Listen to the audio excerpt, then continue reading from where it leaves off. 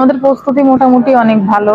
আমরা মোটামুটি যে প্রস্তুতিটা নিয়েছি সেটা হচ্ছে বিশ্বকাপের জন্য। আর এই টেস্ট সিরিজ যেহেতু মহিলাদের প্রথম টেস্ট সিরিজ, সেহেতু আমরা যতটুকু প্র্যাকটিস করছি আমরা চেষ্টা করব টেস্ট সিরিজটা জেতার। নেপাল খেলছে নর্মাল টিমের সাথে, ইরান ভালো টিম, ইন্ডিয়াও ভালো টিম, ওদের সাথে খেলা অতটাও বোঝা যায়নি। আর যে ইরাক টিমের সাথে খেলছে, ইরাক একেবারেই নতুন টিম।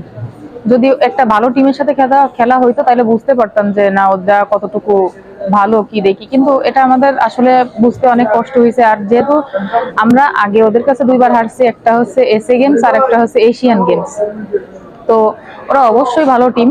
নতুন নতুন প্লেয়ার আনছে, লং লং প্লেয়ার আনছে। এখন টেস্ট সিরিজে বোঝা যাবে আসলে টিমটা কত স্ট্রং। আর যদি আমরা টেস্ট সিরিজটা জিততে পারি তাহলে আমাদের ওয়ার্ল্ড কাপটা বেশি ভালো হবে রেজাল্ট আনার জন্য। নেপালের রেজাল্টটা আশা করা যায় আমরাই জিতবো। হারতে তো কেউই চায় না, আত্মবিশ্বাস সবারই আছে। সবাই চাইবে যে আমরাই জিতি, নেপালও চাইবে নেপালটা জিতুক, আমরা চাইবো আমরা জিতবো। কিন্তু যতটুকু আমরা প্র্যাকটিস করছি অবশ্যই আমরা সেরা ফাইট দিব। নেপাল আমাদের থেকে এই কারণেই এগিয়ে, ওরা অলরেডি ইন্ডিয়ায় কিছু টুর্নামেন্ট হয়তো বা খেলে ফেলছে। ওদের নেপালের যে কান্ট্রির ভিতরে ওরা অনেকগুলো টুর্নামেন্ট খেলছে। নেপালের যে ক্যাপ্টেন ছিল সেই ক্যাপ্টেনের সাথেও কথা হয়েছে। ওরা যতগুলো টুর্নামেন্ট খেলছে, আমরা কিন্তু ততগুলো টুর্নামেন্ট খেলার সময় মানে সুযোগ হয়নি আমাদের, কারণ বাংলাদেশে ওরকম টিম নাই।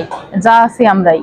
যদি এরকম বাইরের দেশে টুর্নামেন্ট খেলার সুযোগ থাকে, যেমন এই যে টেস্ট সিরিজ আমরা খেলতে যাচ্ছি, অন্যান্য টিমের সাথে যদি খেলার সুযোগ থাকতো তাহলে আমরা এর থেকে আরো ভালো ডেভেলপমেন্ট পাইতাম। আমাদের ফিটনেস খুব দরকার।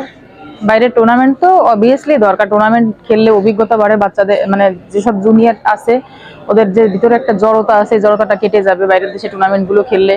যে ভয়টা ভিতরে কাজ করে সেই ভয়টা থাকবে না।